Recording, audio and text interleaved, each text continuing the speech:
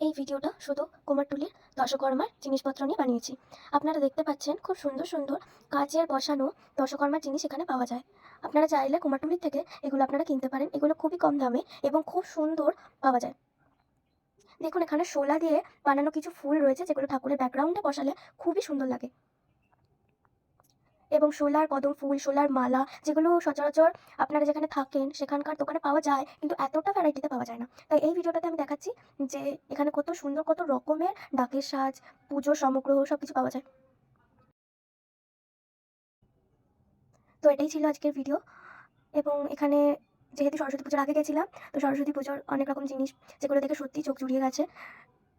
বিয়ের মালা, বিয়ের জিনিস, বিয়ের টোপর, মুকুট, এবং পুজো করতে গেলে যা যা লাগে, চাঁদমালা, কত রকমের চাঁদমালা এখানে রয়েছে দেখতেই পাচ্ছেন।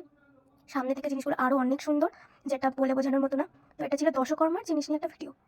ভালো লাগলে প্লিজ সাবস্ক্রাইব, লাইক করতে ভুলবেন না। এই চ্যানেলে কুমারটুলির আরও অনেক রকমের ভিডিও আমি পোস্ট করেছি শর্টসের মধ্যে। যদি মনে হয় তো আমি পরে লং ভিডিওর মধ্যে পোস্ট করে দেবো।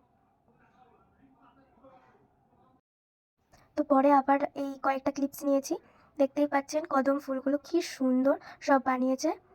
আর এটা ফার্স্ট আমার রেকর্ডিং ছিল, তো কেমন লাগছে জানাবেন।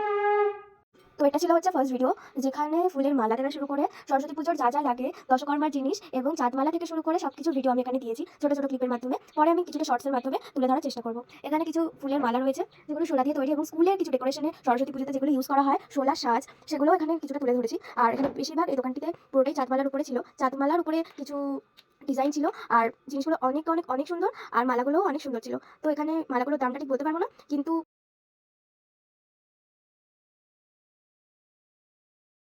যে ছোট ছোট শোলার ফুলগুলো দেখিয়েছি সেগুলো 60 টাকা করে প্যাকেট ছিল। সেগুলো খুব সুন্দর ব্যাকগ্রাউন্ডে সাজালে, এবং আমি আমার নিজের বাড়িতে ব্যাকগ্রাউন্ডে সাজিয়েছি, সেগুলো খুবই সুন্দর লেগেছে দেখতে। এবং চেষ্টা করব পরের বার আরও সুন্দর করে ক্লিপগুলো নেওয়ার বা সামনে থেকে দেখানোর যে কোনটার কেমন দাম। এবার সেরকমভাবে কোনো ভিডিও করা হয়নি।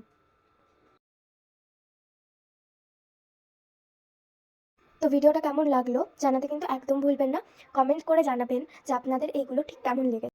তো আজকের জন্য ভিডিওটা এইটুকুই, দেখা হবে আবার অন্য কোনো ভিডিও নিয়ে।